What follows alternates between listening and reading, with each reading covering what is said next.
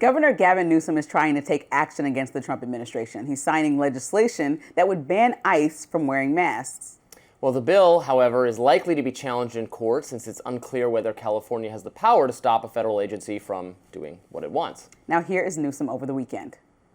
Unmarked cars, people en masse, people quite literally disappearing, no due process, no rights in a democracy where we have rights. This is a disgrace. This is an outrage, what we have allowed to happen in this country. Unmask. What are you afraid of? What are you afraid of? Now, before Newsom's announcement, an ex-post from his press office angered some on the right. The post reads, quote, "Kristi Noem is going to have a bad day today. You're welcome, America."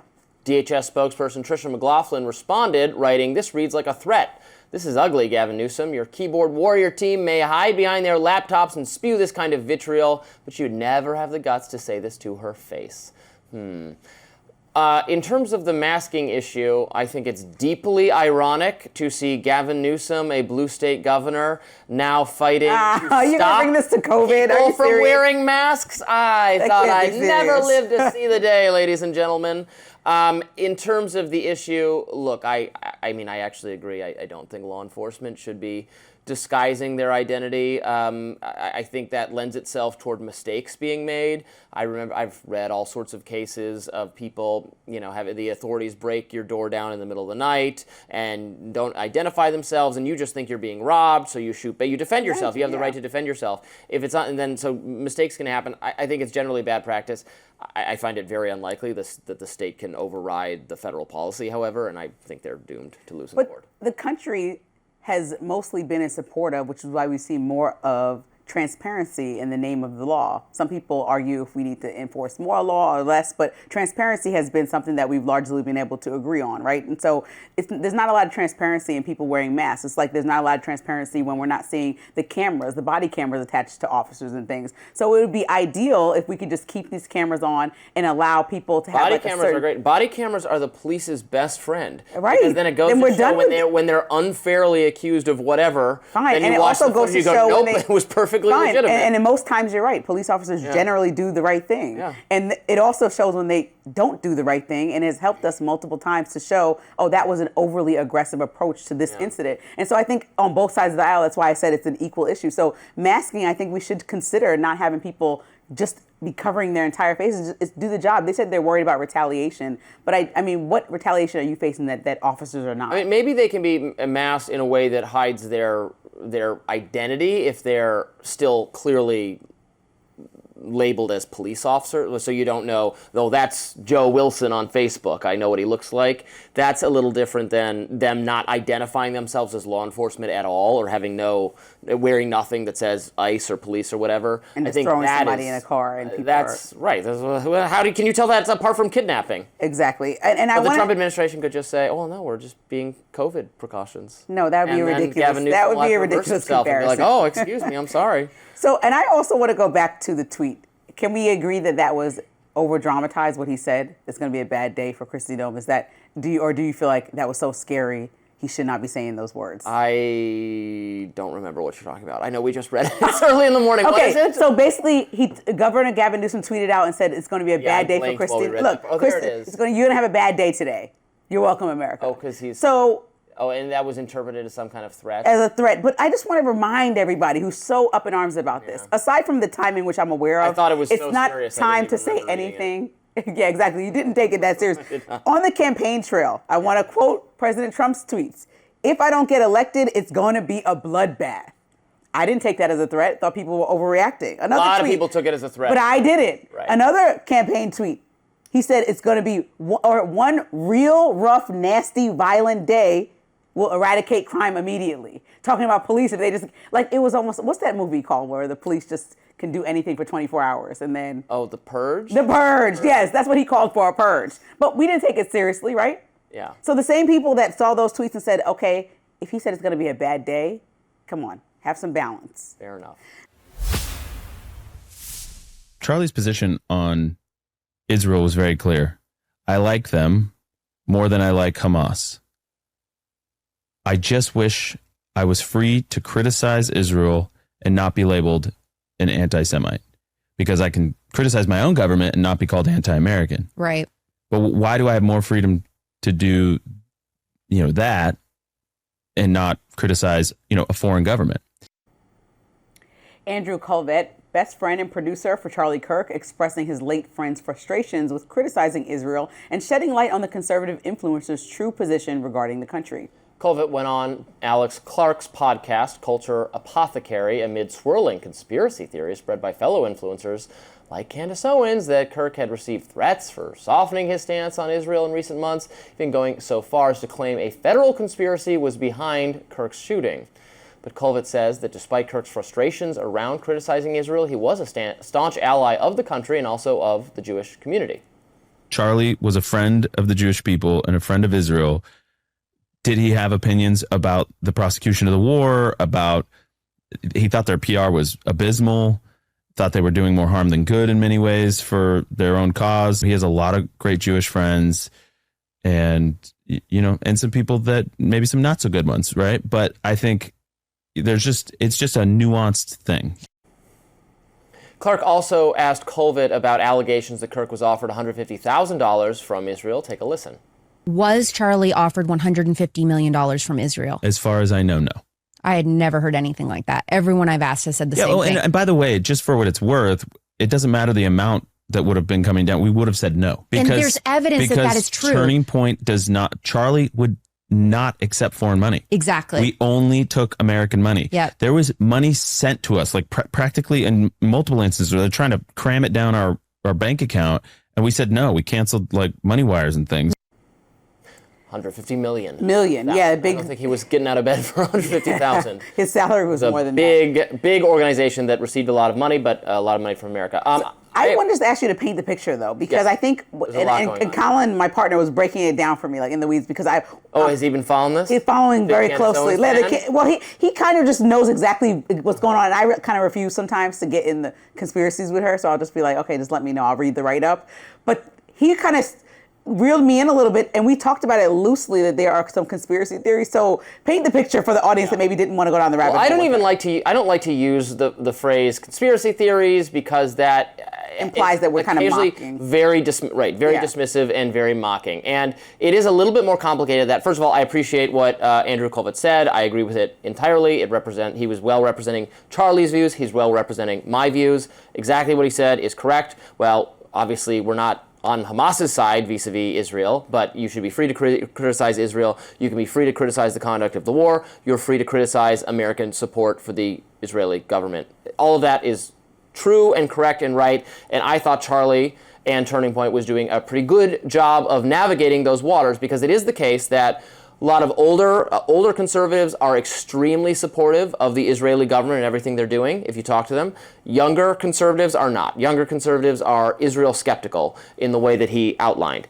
So Turning Point has some high-profile Jewish donor supporters, and there has been reporting on conversations that were being had, a retreat with some donors and supporters that took place where whether to be more pro-Israel or less Israel was debated, as were a number of other topics, more so in a let's hear what people have to say and let's see who makes the best argument, and almost like talent recruitment and search. Got it. Rather than an actual, because the organization, MAGA encompasses a lot of different views, from the Bannon-style economic populism to Elon Musk type economic libertarianism to a lot of other things. So there's room for different opinions on foreign policy. There are different opinions on Ukraine. It's plenty of room for different opinions on Israel. So that was all taking place, and it's perfectly plausible, and I'm not going to dismiss outright that of course there were going to be Jewish supporters of Turning Point that wanted it to be firmer on ironclad support for Israel the way some of the conservative movement has been. And there are also going to be supporters and personalities who knew Charlie Kirk and participated in Turning Point events, like Tucker Carlson, who I happen to like and agree with on a lot of things, saying let's be more Israel critical, like Candace Owens as well. Now, Candace takes it much further than I take it in a lot of directions. I think she just says things that are obviously like not true. Our viewers know I have a great deal of disdain for Candace Owens. I found out that Amber did too last week on Friday. She's not popular with us guys. She's just not. So that's where it is. So I never want to chill. So bottom line, I never want to say that, oh, there's nothing to see here. There was no pressure that Charlie was facing or Turning Point was facing. There was no controversy. That is not true. But the idea that is being subtly hinted at or introduced by, and I don't want to put words in people's mouth, I don't know exactly what Candace or other people have said, but Ian Carroll, who's someone who's been on Joe Rogan, who's been on with Tucker, who's probably been on with Candace, his immediate reaction was like, they killed him in a very, they being, fill in the blanks, Israel type way.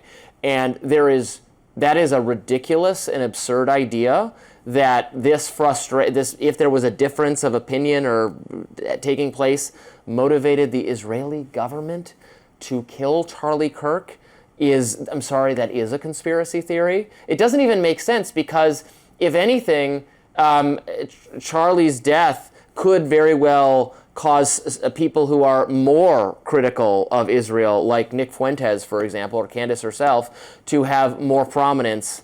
For a new it voice. It doesn't make any sense. There's no evidence of it. It's absurd. It's ridiculous. And I think when I'm looking at from a macro level, I'm wondering how much is there a dialogue going on that seems like that's Charlie Kirk's philosophy or was his philosophy to have more dialogue, as opposed to when money's involved, pressure going on. So conversations about, so if these alleged things are true and $150 million is a lot of money, like you said, we don't know. So follow the trail, show the proof. Like I always tell Candace Owens, show the proof. But if people are trying to connect these dots, then why is there financial pressure being added as opposed to just donating to this group because you believe that overarchingly they support some of the same ideas that you support and they vocalize them well? Like, why is there a pressure to say something if people are allowed to ask questions? I think part of what was interesting about the MAGA base is that they have been open to challenging a lot of things, and even when it's within their own party. So the fact that there's like a reported active silencing trying to happen specifically from one group obviously would raise alarms in this moment, and definitely don't connect the dots to the assassination being connected to a country. But I do think that it's worth looking into because that's how we even got to Epstein or all these things, because the MAGA base is willing to look into it and find information that shows that it's worth pursuing. And so to know that there might be a conversation happening behind the scenes, even if the alleged money was not accepted, the fact that there is being money offered potentially to convince you to talk about something as opposed to just being honest with your thoughts that align with your viewpoints that you've been talking about and gaining this audience from, that's concerning for anybody that's an influencer to the level that Charlie Kirk was, because you have a voice and a platform that people find authentic and not like somebody, it just becomes government where you say people are lobbying you to say things. And so that seems like it would be an issue for a lot of people that do support the movement. Charlie's approach to this issue was his approach to every issue, which was to debate it. At a recent Turning Point event, Charlie himself moderated a debate on U.S. support for Israel and what Israel's doing. That was Josh Hammer, who's a national conservative, extremely pro-Israel person, versus Dave Smith, who's a libertarian-leaning, stridently against what Israel is doing type of person. And they had a very heated, at sometimes uncomfortable and unpleasant, but fact-filled and well-presented debate on the issue that Charlie Kirk had put together. That was his, again, it's what I find very admirable about him. That was, his default was like, okay, well, there's some people who feel differently about this. Let's have an argument. Let's have a debate. That's how he was approaching the issue. And I hope Turning Point continues to handle it in that way under Erica Trump is the leader Kirk, of Erica Kirk is the leader of Turning Point now, and Andrew Colvett did a great job elucidating Kirk's philosophy on this issue, so I hope he continues to be involved as well. Pennsylvania Governor Josh Shapiro is warning former Vice President Kamala Harris that she's going to have to answer for why she never raised concerns about former President Biden's health. Now, Harris says in her new book that Shapiro was one of her VP options for the 2024 race, but that she seemed more interested in the role that he seemed more interested in being president himself, as opposed to how he could help her beat Trump. Now, Harris says that Shapiro even asked an aide about art pieces he could add to the vice president's residence. How dare he? That doesn't seem like the most drama. On his new radio show, broadcaster Stephen A. Smith asked Shapiro why Harris didn't address concerns about Biden's re-elections during the race as opposed to in her new book. Here's Shapiro's response. I mean, look, I haven't read the former vice president's book, and she's going to have to answer to how she was in the room and yet never said anything publicly. And I was very vocal with him privately and extremely vocal with his staff about my concerns about his fitness to be able to run for another term. I was direct with them. I told them my concerns. I told them my worries. I told them what I was seeing in the polls.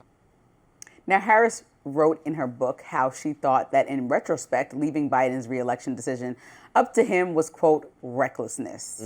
This is campaign season starting up. Gavin Newsom has his strategy. It's like basically be a mirror to President Trump. Josh Shapiro is like, get my biggest, because Kamala's still polling as one of the top people to run. It's still early. Sure. So he's like, get her out of the way. And Kamala is trying to distance herself from President Biden.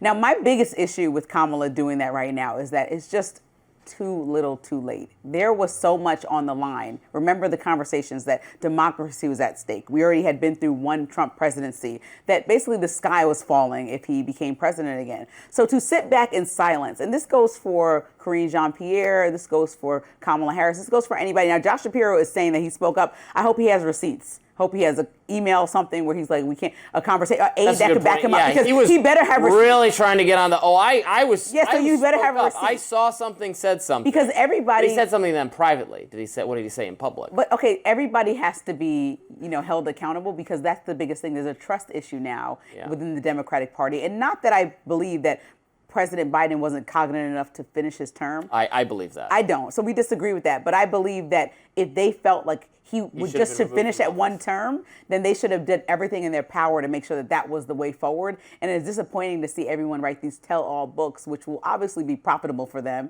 I'm not saying it'll make you millionaires, but books with these level of interest in politics generally do well. We saw what happened with Jake Tapper's book. And so it just is unfortunate, because apparently it was a really dramatic stakes at hand that were life or death for many people. They're not. Yeah, I want to get back to her saying that she, in the book, she didn't pick Josh Shapiro because he was too excited, he was too enthusiastic about being vice president. What is it? Like, maybe she can't comprehend that someone would actually be enthusiastic about doing this job. That was a weird seems thing. Like very not clear thinking. It seems like she did, honestly, I don't know, it looks like she did the exact same thing Hillary Clinton did, which was also a losing move, to pick the most boringest guy named Tim, who will not upstage you in any way because he's just goofy and not particularly charismatic. Tim Kaine was a total non-entity. Tim Walz was slightly more memorable, but not in really a good way. Just not high-quality picks. And but they knew they wouldn't be upstaged by them. She saw in him a potential star, maybe. I think Josh Shapiro has a number of good qualities for a politician. Star? I mean, he's the most moderate Democrat. I prefer him. I openly prefer him. The cards on the table. And she didn't want that. She did not want to pick the governor, the popular governor of the must-win state. This is amateur mistakes here. I think so too. I mean, look, iron sharpens iron. You got to bring, you want the best on your team. Give me some idiot named Tim.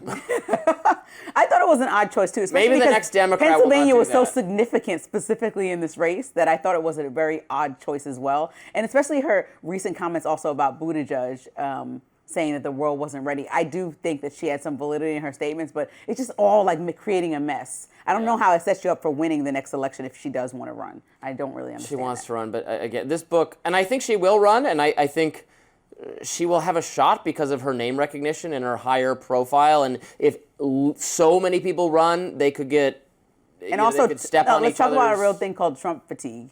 It happens every 4 years. Well, I mean, that's for the general. I don't know. The Dems might do fine. I don't know. She's going to have a shot at it, but she's not positioning herself well in terms of this book where she's just blaming everyone else. And again, she can't articulate a clear break with Biden or what she knew and what she should have said. The White House is revealing some of the terms of the TikTok deal that they're trying to work out with China. Here is White House Press Secretary Caroline Leavitt yesterday. Under the terms of this deal, TikTok will be owned by a majority of American investors and controlled by a board of directors with extensive national security and cybersecurity credentials. In partnership with the U.S. government, Oracle will serve as TikTok's trusted security provider, and they will independently monitor the safety and data security of all U.S. user data on TikTok's platform. Americans' data will be stored securely in the United States without access from China. All U.S. user data will be stored on servers operated by Oracle in the United States, protected from surveillance or interference by foreign adversaries.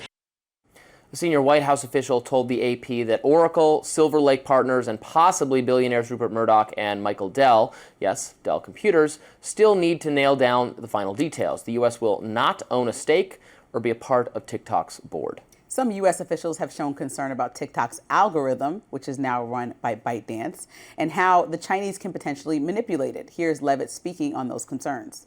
And the algorithm, I know this is a question many of you have had, will be secured, retrained, and operated in the United States outside of ByteDance's control.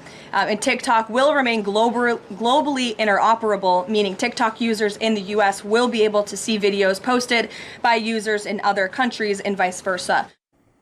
TikTok reprieved. Great. We won't be monitored, or algorithm won't be programmed by Chinese agents, but they'll be programmed by Trump's agents. All his friends, all his homeboys that are now running this thing are just going to send us all the information. It's going to become X all over again, which is very sad for all my friends at TikTok who just were having a good time doing tons of like videos about hairstyles and all the things that I used to watch. And now I'm going to get fine, but it's still a fun place. Just like Twitter used to be a fun place until Elon Musk took it and I still have sabotage. I understand. But also, I want people to understand that ByteDance is technically leasing the technology to these people. And so this new company is going to just have leased technology and program TikTok in the U.S. that way. So it's not like we're just going to be having an endless new TikTok that's run by Americans. It's like at any time they could be like, nah, or whatever. They could. I mean, it's not like we have ownership over the actual TikTok app. So they found a loophole in this whole rule to appease President Trump, who I understand followed through with something that President Biden suggested, which I disagreed with then. And here we are. And now Trump's friends run another app. And I'm just going to stay on Instagram, I guess. You guys can find me there. Of all the stupid things President Biden did, this might have been this was one of the most mishandled policies, because they banned TikTok or forced it to be sold, and then backed out of caring about that policy at the last minute, even then when the Supreme Court said it is constitutional, even though I disagree that it's constitutional. I think it violates the First Amendment rights of the users of TikTok. It doesn't violate the First Amendment rights of TikTok, because TikTok doesn't have First Amendment rights, because it's a Chinese company. The Chinese are not subject to our rights. To the same extent, even though I always say the First Amendment restricts our government, it doesn't affirmatively give rights to a specific group. But certainly Americans who use TikTok, they have the right to, or Apple has the right to offer it in the App Store, and you have the right to engage with it. First Amendment stops government from messing that up. Supreme Court disagreed. That's where we came to. But then Trump got to say, I'm the savior of TikTok. And this is part of the story of why Gen Z has become like much more pro-Trump than they were previously, why he did well with this demographic in the election. I don't personally use TikTok. For me, I'm a little too old. It's just one more social media site. I'm active on X. I'm active on Instagram like you are. I still have and check Facebook, even though it's all AI slop, is I think the term they use. It's just, I don't even, what they've done to it is baffling to me. Yeah, I just want to, I know we're about to go soon, but I need to point out that this would be another taco moment. Trump always chickening out because they didn't sell off the app. They leased it. I'm glad they didn't. But it's a taco moment. Well, this he is didn't exactly want what to I'm do it in talking the first about. place. I know, but he said all these harsh criticisms. Beijing still owns the app globally, still can do the same thing. So nothing really changed besides it's like, oh, you can lease my car real quick. There are aspects of MAGA that are mad about this because they think it's a national security issue to let the Chinese be able to. They're still running it. Manipulate it. I always just say to that, well, but our own government prodded the previous owners of Twitter and the current owners of Facebook to tweak the content in a way that made the U.S. government happy. If it was complete lies, let's not misinform the American public that needs real information. Let's put our own house and in use order social before media. China. Well, we did the same thing. I don't think the government, I don't think the Chinese government, but I can't control the Chinese government. You just, use it and be aware that they're spying on you and they're, tweaking it so it doesn't tell you anything about Tiananmen Square and won't let you make fun of Xi Jinping, and just got to be aware of that. Well, RIP to what was a fun TikTok. Enjoy, y'all. I mean, you can still do your stupid little dance videos. My stupid dance videos? I'm a good dancer. Excuse me. I meant you. That was the royal you, not you. I'm sure your little. My dance videos are great. You do some dance videos. I did the Megan Thee Stallion is like Beyonce, savage. Can you floss?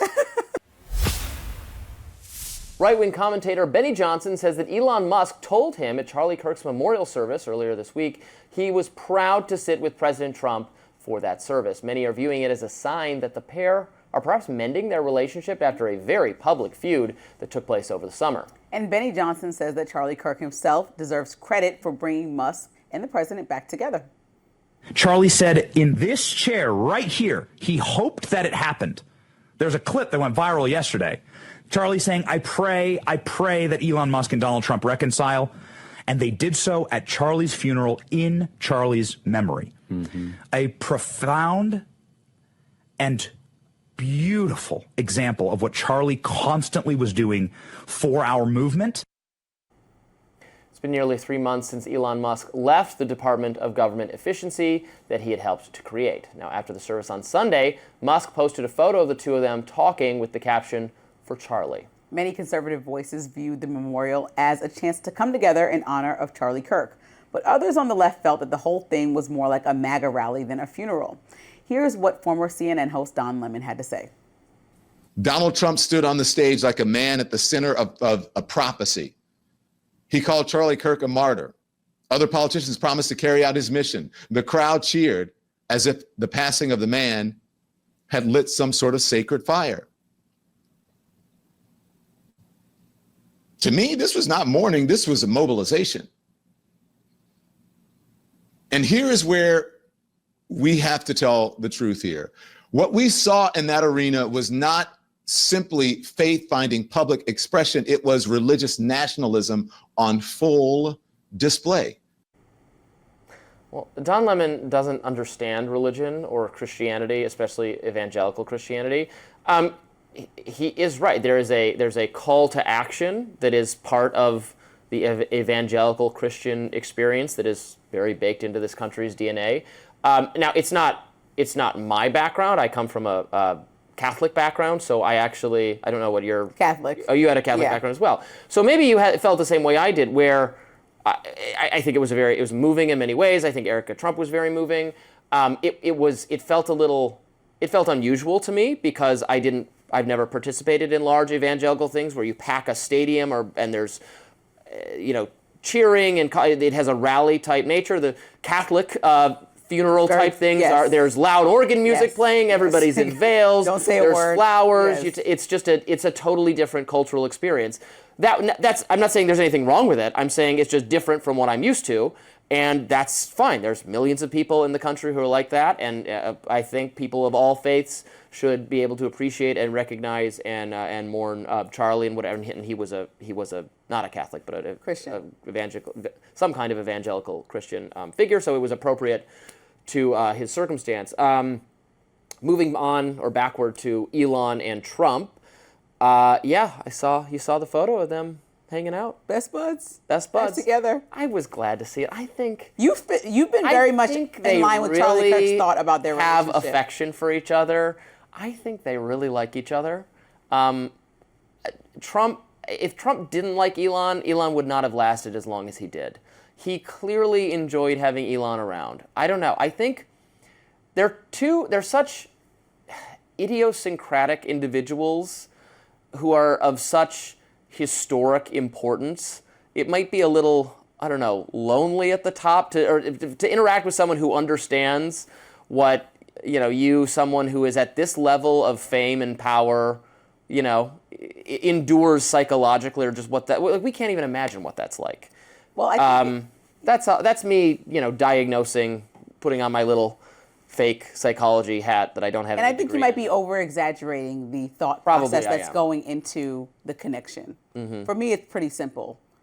President Trump doesn't want Elon Musk as a political enemy or an enemy at all. No one wants Elon Musk to run on a third-party ticket because that would only hurt the Republican Party. He could do his 1990s Ross Perot move and take a large percentage of the vote, which even if Democrats have no strategy, as right now I'm not seeing a clear one, they could still win if a large majority a small majority of the Republican vote is taken away in a general election, or even if there's a midterms conversation about putting some third-party candidate in the mix. And so I don't think the Republican Party wants that as a whole. Charlie Kirk said we work better together. I read a CNN article where he was like the mediator. He always took President Trump's side, but he was very much like texting with Elon Musk. Kind of like what you said. You're like, listen, he's a great businessman. Great. You never say anything bad about him, even though he did some horrendous things with Doge, in my opinion. However, you still would be very much like, okay, well, he has to go then and go back to Tesla, and it's fine.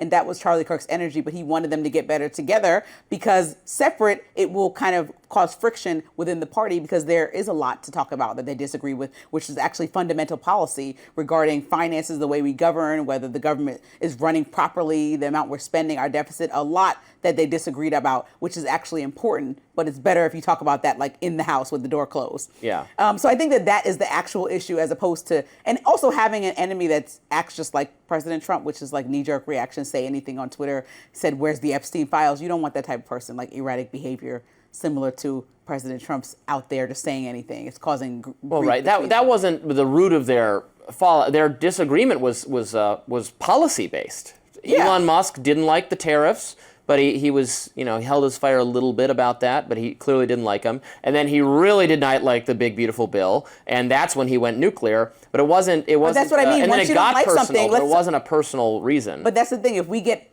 political and we talk about policy and we disagree, and then all of a sudden you go to personal attacks. I mean, show me the Epstein file. His names were in there. He was being very aggressive. It wasn't like a light, let's check the Epstein files, like I'll say release the files. He was being very direct, and exactly. So President Trump does not want that type of enemy.